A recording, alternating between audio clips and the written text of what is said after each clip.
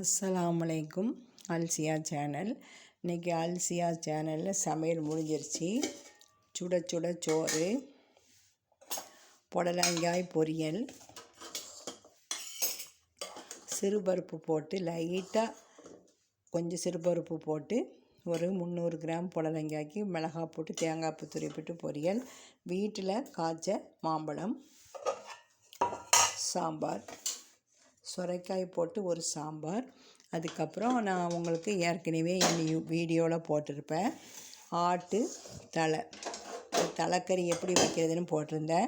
இந்த தலைக்கறி ரொம்ப ருசியாக இருக்கும். நான் இன்றைக்கி மூளையை போட்டு வைக்கலை, மூளையை நாளைக்கு பொரியல் பண்ணுறது எப்படின்னு காட்டுறேன். இது எங்கள் ஊர் மசாலா, எங்கள் கல்யாண வீட்டு மசாலா மாதிரி நல்லா மணக்கும். இது தலைக்கறி ஆக்கியிருக்கேன். என் பழைய வீடியோவை பாருங்கள், தலைக்கறி எப்படி ஆக்குறதுங்கிறத போட்டிருப்பேன். அதுக்கப்புறம் அடுத்ததாக மாம்பழம் மரத்தில் நல்ல இவ்வளோ சைஸு வந்தவுடனே எடுத்து இப்படி கொஞ்சோண்டு அரிசி வச்சு இப்படி வச்சுருவோம். இப்படி தான் வைக்கணும். இந்த பகுதி கீழேயும் காம்பு பகுதி மேலேயும் வைக்கணும். அப்போ தான் மாம்பழம் அழுகாமல் பழுக்கும். இந்த பழுத்த பழத்தை தான் கட் பண்ணி வச்சுருக்கேன். அரிசி ஃபுல் அரிசியில் போடாதீங்க, ஏன்னா போட்டாச்சுன்னா அந்த அரிசி அப்படியே பூசணம் புழுத்துரும்.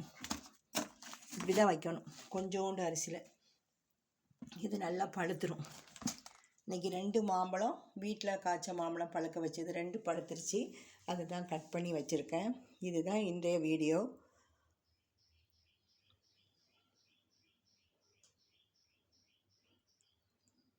இப்போ அப்படியே நம்ம மாடியை போய் பார்க்கும். இன்றைக்கி வெயில் ரொம்ப அதிகம் இல்லை, லைட்டாக மூடாக்காத்தான் இருக்குது. தோட்டத்தை பாருங்கள்.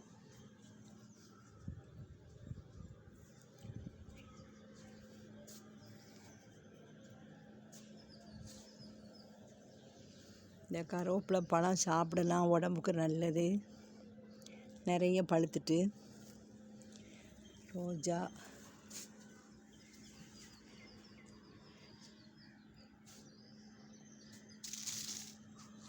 புதினா,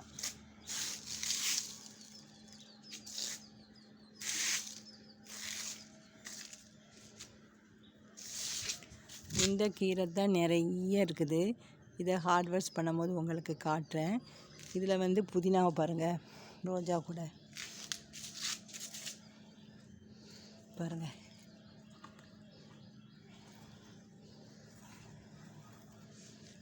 இது கொடுப்பக்கீரை, இது புதினா.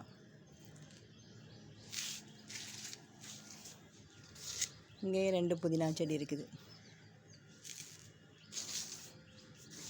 முருங்கைக்காயை பாருங்கள், நாளைக்கு தான் முருங்கைக்காய் பொரியல் பண்ணணும். 4 இந்த 1 5 காய் கிடக்கு.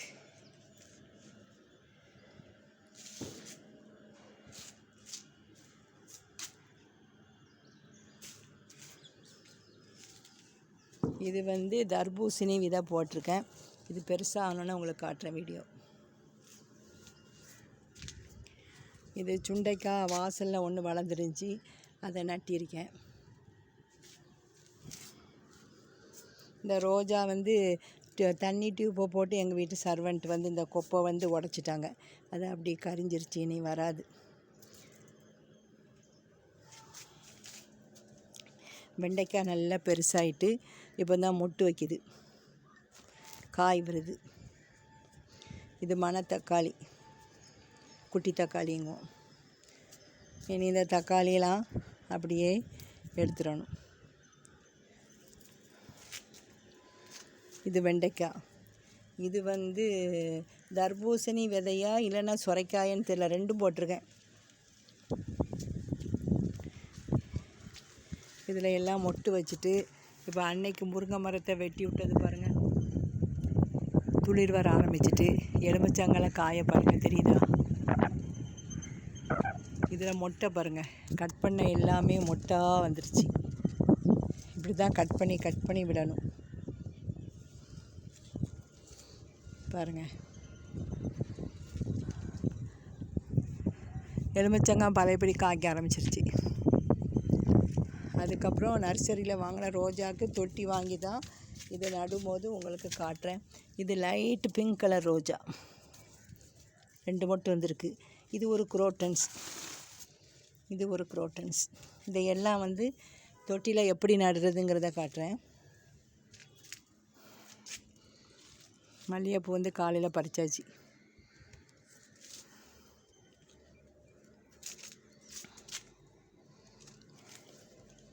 இதில் பாருங்கள், இது ஒரு துளசி, இது வந்து தண்டங்கீரை,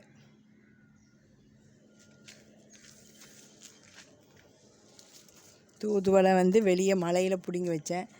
அதே மாதிரி இதுவும் வந்து துளிர் வந்துச்சு. தூதுவளை சளிக்கு ரொம்ப நல்லது. 2 இலையை வந்து இருமல் உள்ளவங்க ஒரு 2 மிளகு வச்சு சாப்பிடணும், வெத்தலை மாதிரி. இது ஆடாதோட மரம் கீழே வச்சுருக்கேன் வீட்டுக்கு முன் பகுதியில். இது சளிக்கு ரொம்ப நல்லது. இந்த ஆடாதோட சளிக்கு ரொம்ப நல்லது. இது பிரண்டை, அன்றைக்கி நட்டி வச்சது எல்லாம் துளிர் வருது. இப்படி பிஞ்சாக இருக்கும் போதே நம்ம துவையில் அரைக்கணும், மூட்டுக்கு ரொம்ப நல்லது. இது அப்படியே நட்டி வச்சுருக்கேன்.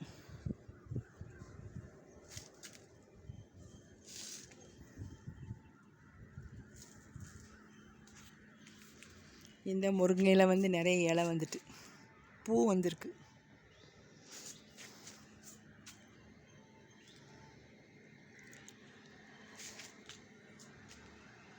சீத்தாப்பழத்தை பார்க்கும்.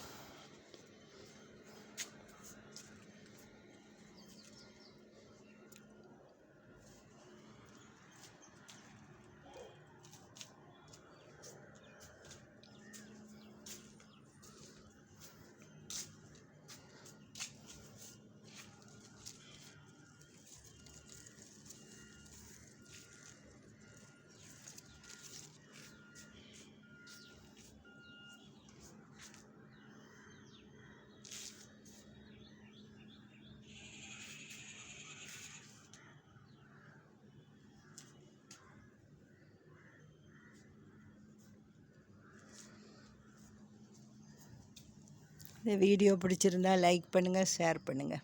இன்ஷா அல்லாஹ் நாளைக்கு ஒரு வீடியோ போடுறேன். அஸ்ஸலாமு அலைக்கும்.